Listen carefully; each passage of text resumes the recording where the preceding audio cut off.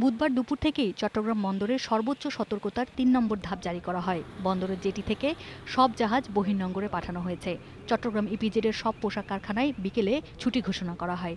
ঘূর্ণিঝড় মহাসেন মোকাবেলায় স্বাস্থ্য বিভাগের সব কর্মকর্তার ছুটি বাতিল করা ছাড়াও স্থানীয় ও কেন্দ্রীয় পর্যায়ে খোলা হয়েছে নিয়ন্ত্রণ কক্ষ। আর ৩ ঘণ্টা পর পর আবহাওয়ার বুলেটিন জানাচ্ছে আবহাওয়া অফিস। মহাসেনের কারণে বৃহস্পতিবারের এইচএসসি পরীক্ষা স্থগিত করা হয়েছে, যা হবে ২৫শে মে। ঘূর্ণিঝড় সহ প্রাকৃতিক দুর্যোগ মোকাবেলা ও ব্যবস্থাপনা বিষয়ে ১০০ শ্রমিককে বিশেষ প্রশিক্ষণ দিচ্ছে চট্টগ্রাম সিটি কর্পোরেশন। ৭ নম্বর বিপদ সংকেত জারির পর কক্সবাজার ও উপকূলীয় এলাকার মানুষ দুপুর থেকে আশ্রয় কেন্দ্রে আসতে শুরু করে।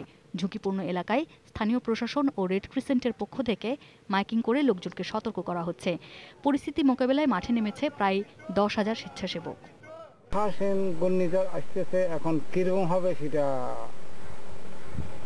আমরা আতঙ্কতে আছি। পটুয়াখালীতে প্রস্তুত করা হয়েছে ৩৬০টি আশ্রয় কেন্দ্র, গঠন করা হয়েছে ১১০টি মেডিকেল টিম, প্রস্তুত রাখা হয়েছে রেড ক্রিসেন্ট ও সিপিপির ৬,০০০-এরও বেশি উদ্ধারকর্মী ও ৫০টি মাটির কিল্লা। স্থানীয় ও প্রশাসনের তরফ থেকেও উপকূলবাসীদের আশ্রয় কেন্দ্রে যাওয়ার অনুরোধ করা হচ্ছে। এরই মধ্যে গভীর বঙ্গোপসাগর থেকে ফিরে এসেছে হাজার হাজার মাছ ধরার ট্রলার। মংলা বন্দরে জারি করা হয়েছে অ্যালার্ট ৩। বন্দরে থাকা সব বাণিজ্যিক জাহাজে পণ্য বোঝাই ও খালাস কাজ বন্ধ রেখে সেগুলো নিরাপদে রাখা হয়েছে। এছাড়া দুর্ঘটনা এড়াতে নৌবাহিনী ও কোস্টগার্ডের যুদ্ধজাহাজ বন্দর জেটিতে রাখা হয়। বরগুনায় দুপুর থেকেই থেমে থেমে ঝোড়ো হাওয়া ও বৃষ্টি হচ্ছে। মাছ ধরা সব ট্রলার উপকূলে নিরাপদে আশ্রয় নিয়েছে। এই ৪-৫ দিন ধরে আমরা এমন বিপদগ্রস্ত আছি, রাত্র দিনে আমাদের নাওয়া নাই, ঠিক মতন খাওয়া নাই। জেলা প্রশাসন জানিয়েছে মাঝের চর, নদী তীরবর্তী এলাকা ও নিম্নাঞ্চলের সাধারণ মানুষকে আশ্রয় কেন্দ্রে যাওয়ার জন্য মাইকিং করা হয়েছে। জেলায় ৩২৪টি আশ্রয় কেন্দ্র প্রস্তুত রাখা হয়েছে। গঠন করা হয়েছে ৪৬টি মেডিকেল টিম।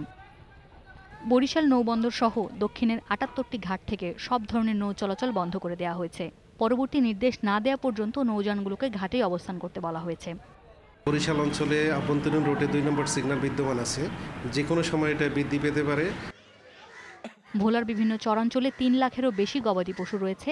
আতঙ্কে থাকলেও ভিটেবাড়ি আর গবাদি পশু রেখে আশ্রয় কেন্দ্রে আসতে রাজি হচ্ছেন না উপকূলের অনেক মানুষ।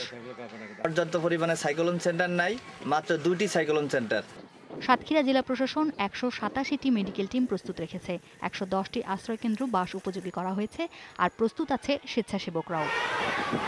আসমামিতা, ইন্ডিপেন্ডেন্ট নিউজ, ঢাকা।